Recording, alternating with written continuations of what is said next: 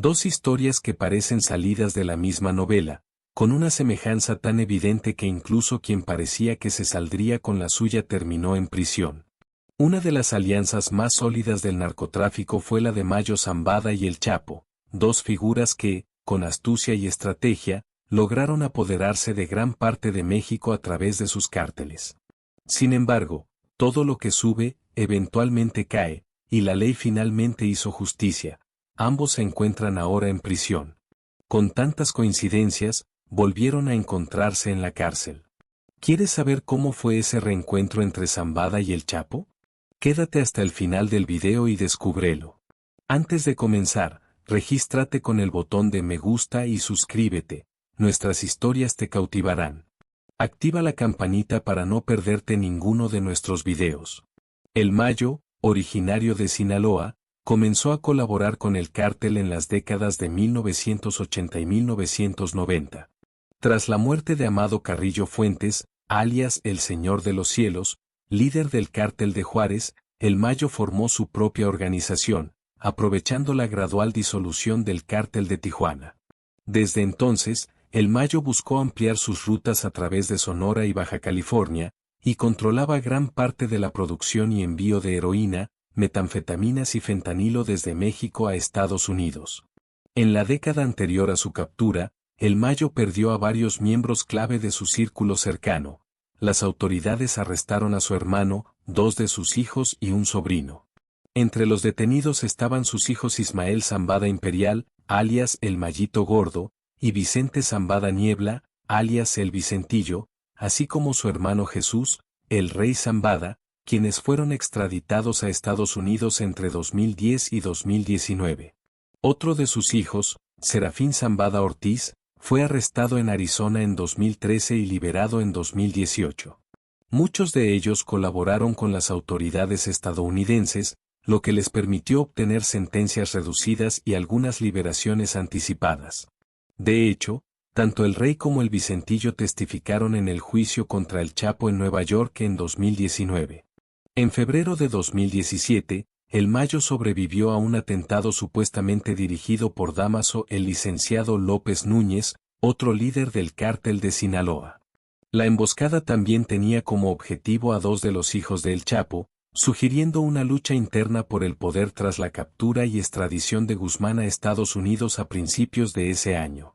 Sin embargo, el licenciado fue arrestado en la Ciudad de México en mayo de 2017, y más tarde su hijo, Dámaso López Serrano, alias el Mini-Lic, se entregó a las autoridades estadounidenses en julio. Esto dejó a El Mayo en una posición de liderazgo junto a los hijos de El Chapo, conocidos como los Chapitos. Ambas facciones mantienen su propio círculo de aliados y grupos armados que colaboran la mayor parte del tiempo, aunque en ocasiones han protagonizado enfrentamientos violentos. El 25 de julio de 2024, El Mayo viajó en un avión privado a El Paso, Texas, presuntamente acompañado por Joaquín Guzmán López, hijo de El Chapo. Ambos fueron detenidos por las autoridades estadounidenses. Originario de Sinaloa, El Mayo operó durante décadas desde la zona montañosa del llamado Triángulo Dorado, que abarca Sinaloa, Durango y Chihuahua, donde su familia y asociados han arraigado profundamente en estas comunidades, proveyendo incluso algunos servicios básicos. Grupos armados afines a El Mayo, como los rusos y los Antrax, operan en Sonora, Baja California y Sinaloa, garantizando el acceso a los cruces fronterizos. Las redes de El Mayo envían representantes a Colombia, Ecuador y Venezuela para asegurar el flujo de cocaína, además de contar con proveedores de precursores químicos en Asia que facilitan la producción de drogas sintéticas. Sus clientes se encuentran distribuidos en distintos continentes. La relación con el Chapo Guzmán. El Mayo y el Chapo se conocieron en la década de 1980, un periodo crítico para el narcotráfico en México. Su encuentro, aún envuelto en leyendas, ocurrió probablemente debido a sus contactos comunes dentro del cártel de Guadalajara, entonces liderado por Miguel Ángel Félix Gallardo, quien buscaba consolidar el control de las rutas hacia Estados Unidos. Guzmán ya había demostrado su habilidad para coordinar el tráfico mediante túneles y métodos innovadores, ganando notoriedad, mientras que Zambada mantenía un perfil más discreto pero efectivo, manejando el tráfico desde Sinaloa. Félix Gallardo reconoció el potencial de ambos y decidió unirlos para fortalecer su organización. A pesar de tener personalidades diferentes, Zambada, más reservado y estratégico, y Guzmán, más audaz y proactivo, ambos compartían la visión de expandir sus operaciones. La colaboración entre ellos se consolidó, usando la logística de Guzmán y la red de distribución de Zambada, fortaleciendo así el poder del Cártel de Guadalajara. En 1989, la captura de Félix Gallardo creó un vacío de poder, y Zambada y Guzmán aprovecharon la oportunidad para fundar una nueva organización, el Cártel de Sinaloa. Guzmán se convirtió en la figura pública del cártel, conocido por sus audaces fugas y su capacidad para evadir a la justicia, mientras Zambada operaba en las sombras, aportando estabilidad y estrategia. Momentos clave de El Chapo y el Mayo. La primera fuga de El Chapo en 2001, Guzmán escapó de la prisión de máxima seguridad de Puente Grande, Jalisco, oculto en un carrito de lavandería, gracias a la corrupción del sistema. Esta fuga no solo resaltó su ingenio y habilidad para manipular su entorno, sino que también mostró la vulnerabilidad del sistema de justicia mexicano. La espectacularidad de la fuga consolidó su imagen como un mito del narcotráfico. La expansión del Cártel de Sinaloa en los años 2000, durante esta década, El Mayo y El Chapo orquestaron una expansión agresiva, aprovechando las divisiones de otros cárteles y consolidando el control en plazas clave como Tijuana, Ciudad Juárez y Baja California. En particular, la guerra contra los Zetas y el Cártel de Juárez fue especialmente violenta, pero el Cártel de Sinaloa logró establecerse como la organización criminal más poderosa de México. La segunda fuga de El Chapo en 2015, en julio de 2015, Guzmán volvió a escapar, esta vez de la prisión del Altiplano, a través de un túnel de 1.5 kilómetros conectado a su celda, equipado con iluminación y ventilación. Esta fuga, una obra maestra de ingeniería, fue un golpe devastador para el sistema penitenciario y desencadenó una búsqueda internacional. Aunque fue recapturado en 2016, esta hazaña reforzó su leyenda como un experto en escapar de la justicia. La historia de El Chapo.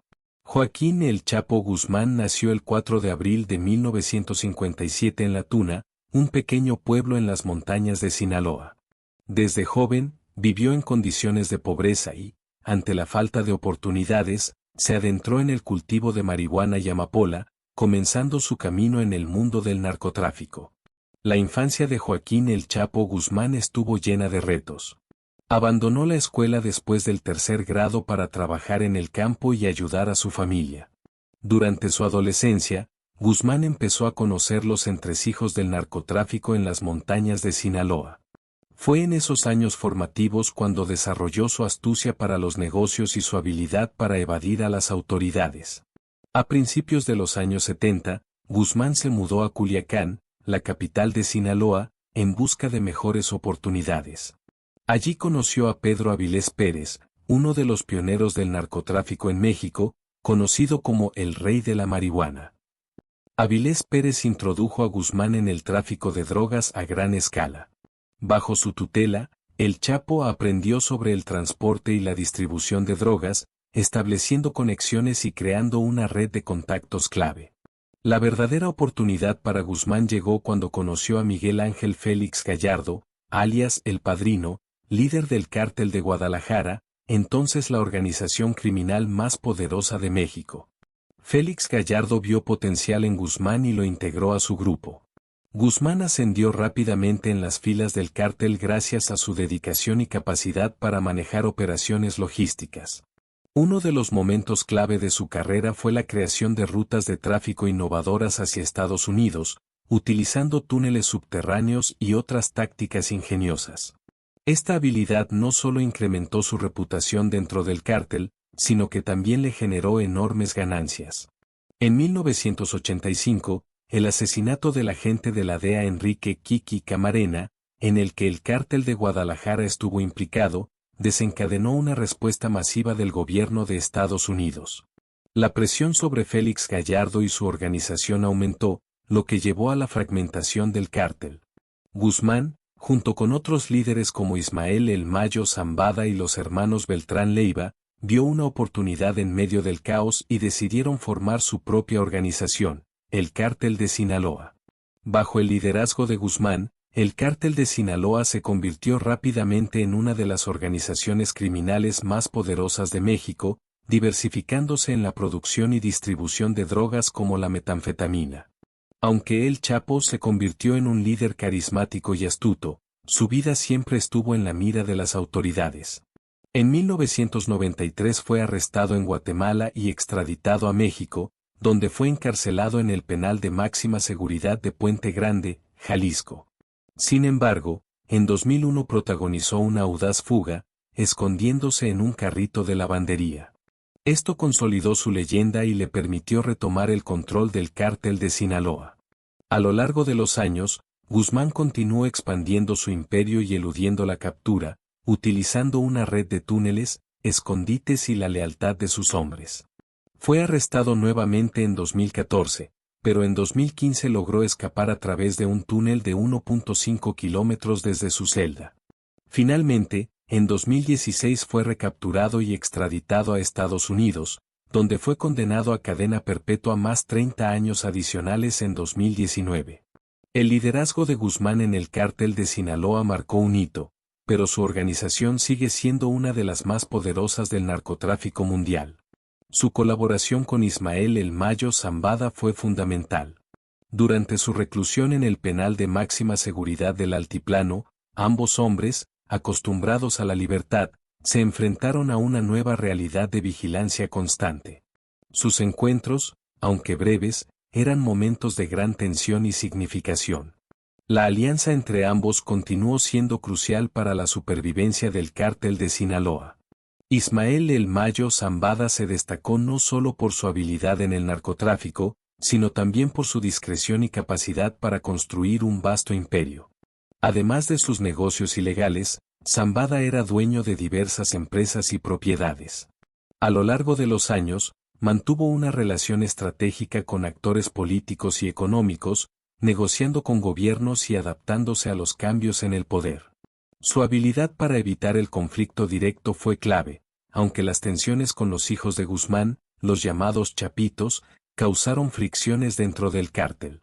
La magnitud de estas construcciones subterráneas, estos túneles, no solo era una maravilla de la ingeniería secreta, sino también un testimonio de la osadía de Zambada.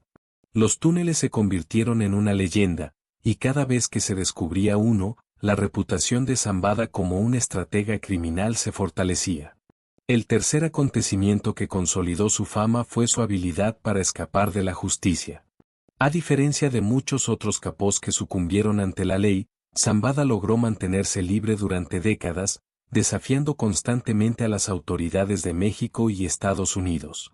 Su destreza para mantenerse un paso adelante parecía casi sobrenatural. En varias ocasiones, las fuerzas de seguridad estuvieron cerca de capturarlo, solo para encontrar su escondite vacío y un aire de haber sido burlados.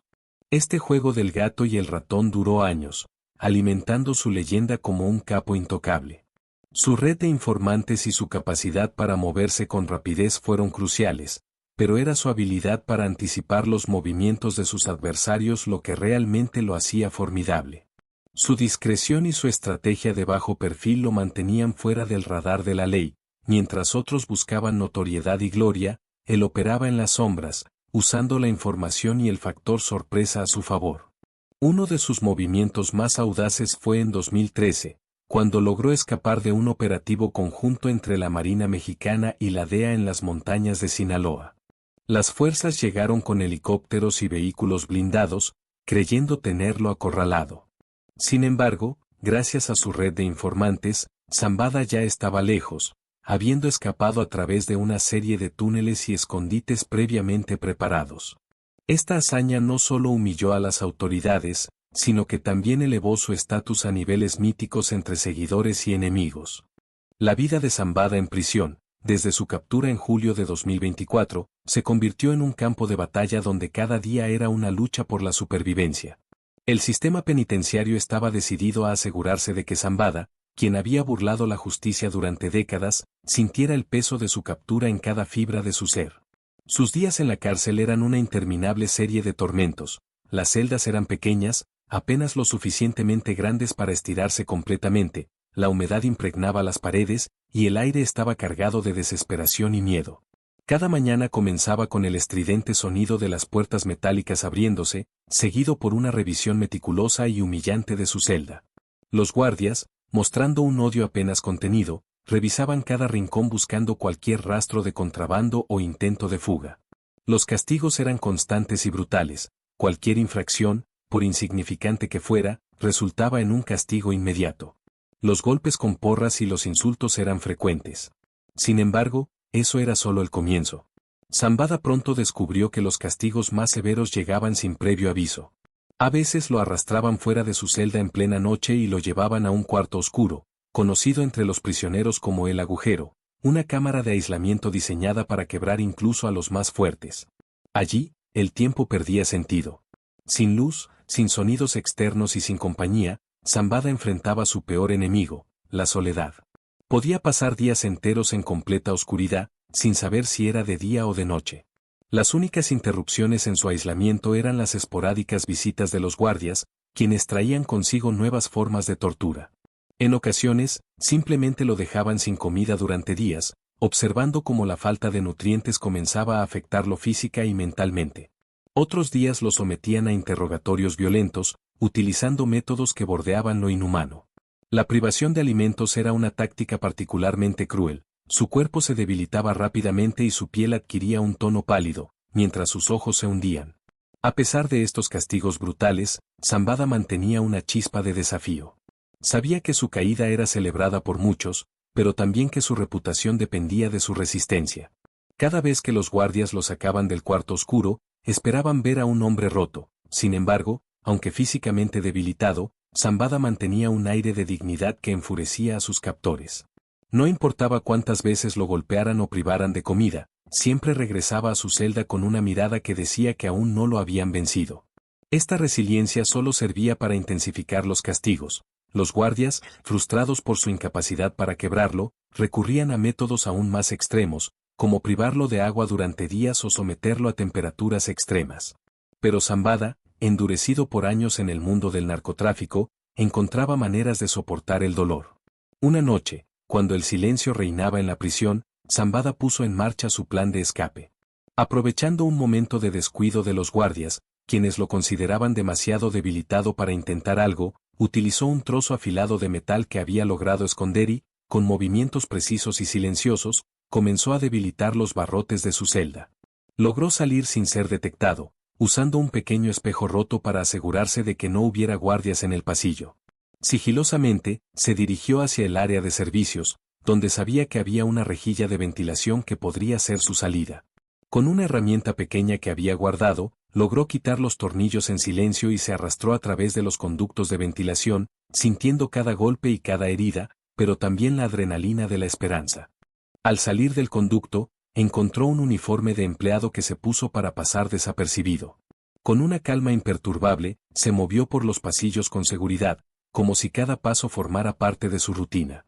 Al acercarse a la salida de servicio, se topó con un guardia, pero, con su habilidad innata para la manipulación, lo convenció de que había sido llamado para una emergencia en el exterior. Una vez fuera, aún tuvo que evadir la seguridad de la prisión y los muros vigilados, pero usando su experiencia, logró llegar a un punto previamente preparado, donde una cuerda hecha de sábanas lo ayudó a escalar la última pared. En una zona boscosa cercana, encontró un escondite con provisiones y un vehículo camuflado entre la vegetación, listo para llevarlo a un lugar seguro. Al encender el motor, sus pensamientos se enfocaron en la siguiente etapa de su vida. Si te gustó este relato, dale un me gusta y suscríbete a nuestro canal, activando la campanita para no perderte nuestros próximos videos. Hasta la próxima.